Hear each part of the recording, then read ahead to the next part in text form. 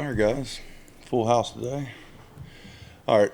Win or lose, it's always going to be the same on Monday. We're always going to evaluate and see what we did poor, what we did good, try to build off the good, and try to eliminate the poor. That doesn't change. Offensively, we had 4 turnovers. So you can't win games against good people with 4 turnovers. Okay? Defensively, we didn't get a stop when we needed a stop. There were some good things in that game yesterday that we're going to build on. And hopefully there's some bad things that we're going to eliminate. Special teams, we opened the game with a huge kickoff return, something we've been looking for all year. And then we kind of minus that out with a block kick. You can't win games giving up block kicks. So everybody, coaches, players, we have to focus more on our execution in critical moments. All right, that's what the game came down to, was execution in critical moments. We've got to continue to try to do a better job of getting these guys in better situations, and then hopefully we execute better in those critical moments during the course of a game, and understand that we are in a critical moment in the game and seize that opportunity. With that, let's have at it. Right, do you think there's any reason to kind of rein in Baker? He's leading the league in interceptions. You throw a lot inside the 10. Would you reevaluate just reining him in a little, managing him a little? Well, I think each and every interception kind of has its own story. So to simply answer your question, I want Baker to continue to work to make better decisions, and then we need to work around him to make sure that we're where we're supposed to be, how we're supposed to be there, catching balls, all those things. I've said it from the beginning that quarterback play is dictated so much by the people around him being on the same page, being where you're supposed to be, how you're supposed to get there, and things like that. So, but yes, we need to make sure Baker's continuing to get better with his eyes, his reads, his throws, but around him and me personally, I have to continue to do a better job of continuing to put him in a better situation, and we got to do a better job around him in protection and where we're supposed to be, and then catching the ball. Freddie, along those same lines that Tony has. I mean, I think last year, 20 touchdowns in the red zone, like 0 interceptions. This year it's like 3 and 3. Right. It's a huge drop off, and you're the same guy calling the plays. And that, I don't mean that, but I mean, it's not like there's been dramatic changes, at least from the naked eye to there. So what's going on? Well, I think with the naked eye, since you mentioned it, I would say that just to give you an example, I don't think we ran one route yesterday. I have no idea where that route came from, and it's one of our staple routes. So we need to do a better job of doing what we're supposed to do. The motto today is everybody just do your job and don't worry about anybody else's job. Just do your job. And at some point, we've got to become a team. The difference between a group and a team is significant. All right? So to be a team, you have to do your job. And then you bring it together collectively, and then you become a team, and you trust the guy beside you that is going to do their job. That's how you become a team. Until you get to that point, you're a group. All right? The better team beat our group yesterday. And that's the same thing I told our guys, so this isn't a secret. I think our guys are committed to doing what they're supposed to do. Coaches, players, everybody, to becoming a team. We tried to do that during training camp, but you don't get that. You don't figure that out sometimes until you hit adversity. All right? That's when you realize, are you a group or are you a team? Well, hopefully when we go to New England, we will be a team. And hopefully, and I'll say this too, all this talent we've got, that's gotten us 2-4. Okay? So now let's try something different. Let's try to be a team and see if we can be better moving forward. But didn't you think, though, and I think you emphasized this, didn't you think in Indianapolis you became a team? I do to a certain extent, yes. But when you start talking about a team, you have to be able to trust everybody out there and trust the guy lining up. Look to your left, look to your right, and see if you can trust them. All right, we've got to develop trust in each other that we're gonna do our job. Everybody's gonna do their job. So yeah. What stopped you from this point from getting to where you're a team instead of a group? I think everybody doing their job. And if I've got any hesitation that somebody's not going to do their job, I'm not really worried about my job. Freddie, in the past, and we've talked about Rashard Higgins, you said that you could trust him because he's going to be where he's supposed to be, when he's supposed to be there. So everybody's wondering why he didn't play yesterday. Well, I think last week was his first week truly back. And I thought Antonio had a good week of practice. Higgs should have played some in the game yesterday, but the situation didn't arise where he was in the game. We were moving the ball with 3 wides and 1 tight end, and we had a package of, well, not going to get into anything else, and we just didn't use that package. Didn't feel like we needed to. Is Higgins in the coach's doghouse? No, he is not. Do you have one? Do I have a doghouse? Yeah. I mean, are there instances where guys don't get on the field for reasons you don't want to say? Whether I would say it or not is one thing, but do I have a doghouse per se? I don't really know what. I mean, do I get mad? Do I get mad at somebody and not do? Yes, people will not get on the field for not doing their job. Does Higgins know why he's not playing? He just got back last week. When you say that the group is not coming together as a team, it makes you think that you have some selfishness. You have guys that are maybe more concerned with individual goals. Is that what's going on? We're gonna find out. You know, it's not. I don't mind having individual goals. All right, and I'm not up here I'm not gonna bash the people on our team. There's a commitment level here to doing your job. All right, so it could be the punter is going to affect the offense, and the offense is going to affect the defense, and the defense is going to affect the special teams. You know, so everything kind of goes hand in hand here. All right, this is not rocket science. It's you do your job, and that puts yourself in a better position to be successful. And in return, it would get the team moving in that same direction. Are you surprised, disappointed that so many of your guys are not doing their job to this point, especially based on what you saw maybe in the preseason? I think we had a lot of improvement yesterday. I do. I think we found out a lot about a lot of people that did their job. I think we made the result is not what we wanted, but we did find out a lot about a lot of our guys that are willing to commit to doing their job. So it kind of goes back to the turnovers. I mean, you look in basically every miscue category, you guys are close to top 5, if not in the top 5. Right. Is that something that can be corrected? And how much of that is keeping you guys from getting to the level of play you want to see? I think if you look at the microcosm of the whole thing was yesterday's game. We played fairly well. We had 400 yards of offense. We had 28 points. And that's with the 4 turnovers. So if you take those away, I mean, I don't know what else to do. You take turnovers away. Of course, that was the game was won and lost right there with the turnovers. Won on their end, lost on ours. So it has everything to do with turnovers. Baker prides himself on his accuracy, and it hasn't been the same. Have you been able to pinpoint, is it a footwork thing? Is it a mechanical thing that he's just not quite as accurate as he has been? I think everybody has to take a hand in that. I think it's me as a coach. We have to be where we're supposed to be when we're supposed to be there. There's a lot of things that we do that's in rhythm and on timing. And if that's off just a little bit, you're not as accurate. But do I think he can get better with his accuracy? Yes. Do I think other people around him need to get better? Yes. Do I think I needed to get better? Yes. All of the above. Freddie, has it been, we talked about the dynamic of going like from a group to a team. Has that transition been maybe more difficult than you thought it was going to be? Is it more difficult?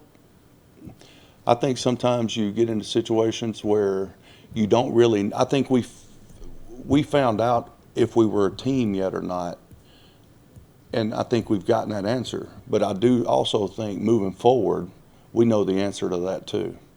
I think we're going to become a team. I think you don't find that out until you get kind of at the crossroads. And, I think it's time to make a decision. Are you at the crossroads right now? I think at 2-4, you're at the crossroads. That's what talent's gotten you. So that doesn't mean we're going to go win the game. That just means we need to be more consistent on our approach, our preparation. Listen, guys, there's no secret that we had our best week of practice yesterday. These guys were focused and ready to play. All right? We lost that game yesterday because we turned the ball over and we couldn't get a critical stop. So if you get one or the other, you're going to win that game yesterday. If you don't have the turnovers, you don't need the critical stop. You had the turnover, so you need the critical stop. That's how a team operates. So one picks up the other, and the other picks up the other one. You get a punt block.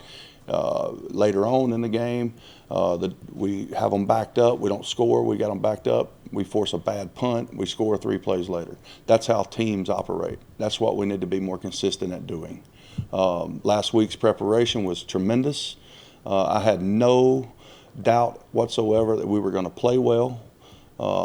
And I think we played well in spurts. Now we just need to do it more consistently. This week with the bye, you guys are going to be kind of dispersing probably like Thursday until everybody comes back on Monday. So with it being sort of a time for a little bit of rest, a little rejuvenation, how do you feel like you can foster that we're going to become a team thing instead of a group? Well, I think you have to make a decision personally to do that. And not to go into any detail, we have visited as a team.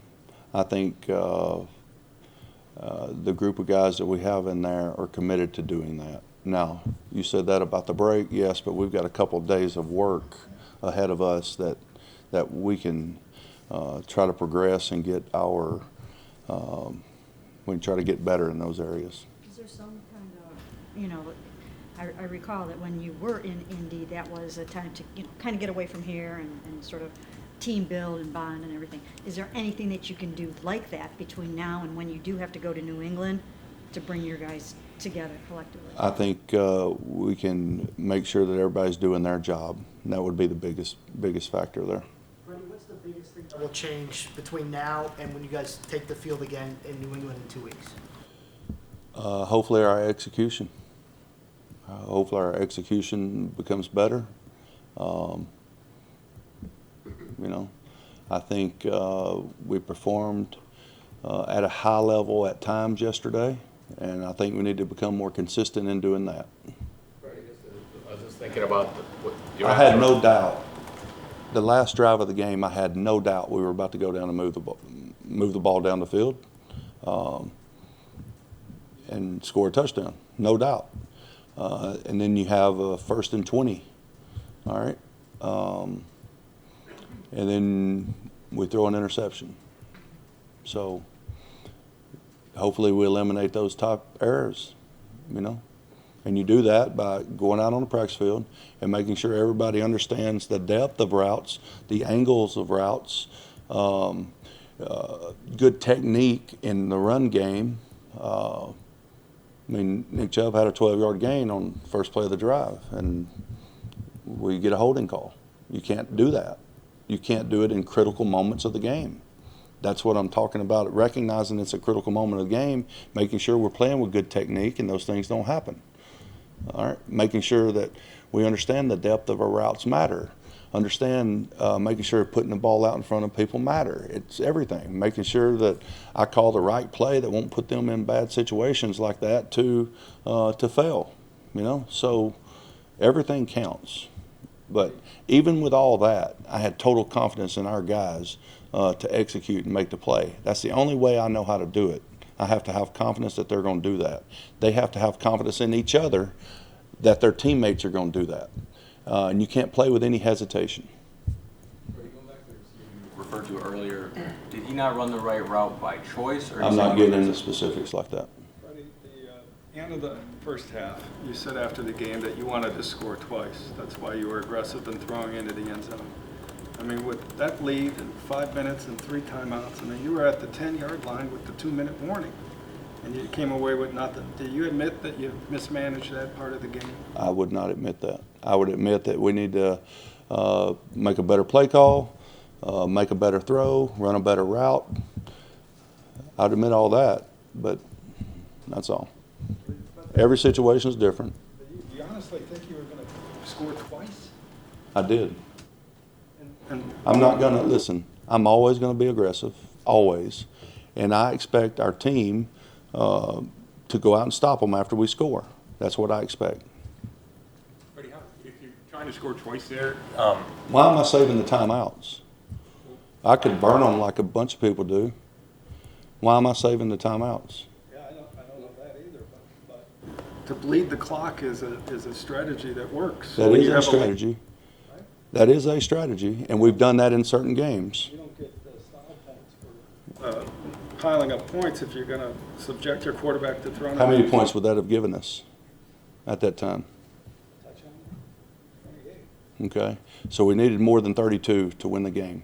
Yeah, but you allowed them to get 7 the other way by turning it over. I agree with that too, but I'd also agree that if I'm in that situation, I'm trying to score a touchdown the best way we can. We had an open receiver. Freddie, I was thinking about your answer on the receivers, and just you can maybe help clarify. Like, Callaway had only like 1 week of practice, and then he played quite a bit in San Francisco.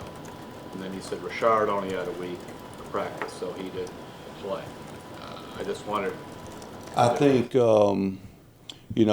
Rashad was back, all right, so it's a little bit different from the standpoint of Higgs coming off an injury right now. And I thought an extra week. He was there for a certain package of plays. We didn't get to that package, and, he didn't play. So. Is one side of the ball closer to that team concept that you want? I think it's when you start talking about a team, you're talking offense, defense, and special teams. I think everybody's got to be vested the same area and in the same way, in the same manner. Freddie, how's Baker's hip? It's fine. No issues with him? He's not going to miss any practice or anything? Well, no, I don't think so. when you talk about the critical moments and how you have to execute in those, do you get a sense that your guys are tight in those moments and that's where the mistakes come from? No, I think the attention to detail needs to pick up. The next game at New England is one of those where the guys in your locker room are going to say, nobody outside this locker room is going to give us a chance. And that's probably very close to, as close to true as it ever is. From that standpoint, how do you sustain the belief within your own locker room that you can beat a dynasty that never loses at home? Well, I'm not getting into like a bunch of New England stuff right now, but those guys are NFL players in New England. We're NFL players here. We've got a lot of talent, right? We're full of talent. So hopefully our talented guys will all become a team and we'll go up there as one and put our best foot forward. Freddie, Baker. Last one here. Baker. Did that scare you when he screamed Well, I that was trying to compose myself. Baker's had a lot of adversity off the field, having to walk on twice, prove himself. On the field, not as much because of how much success he's had, both college and pro. How do you think he's going to respond, kind of be in the situation where he is facing some adversity with where you guys are right now? I think Baker feels like he faces adversity every time he goes on the field. I expect the best from Baker moving forward. I expect the best from him tomorrow. I expect the best out of him, when we line up play in New England. Now, just going back to what Tony was asking, I will always be aggressive. I'm going to ask our team to be aggressive, so their coach should be aggressive. Okay, always. I had total confidence that we would score, and I had total confidence in our defense would go out and stop them. It's always second guessed. I understand that. I accept that. I would expect you to ask that question, Tony, but you just expect the answer you're getting in return. Good? One more. Do you have to be? Now, he said last I know, one, I know. you're just a rule breaker. But, Yeah. Can we show some discipline here, please? one more. Do you have to be more patient for this team to develop than maybe you thought you would have to? I think, I said it at the very beginning, guys, like back in March or whenever. There's no two teams the same. You have different makeups. You have different guys in the locker room. So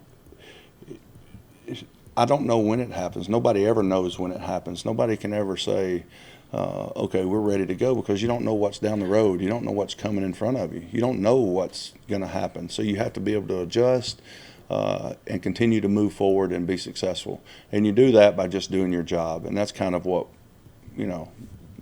the motto we're trying to create. Just do your job. Everybody do their job, and try to do their job with a little more efficiency, a little more execution, a little more passion, not emotion, but passion. Just do it better. Just keep getting better at your job. And then it'll all come together.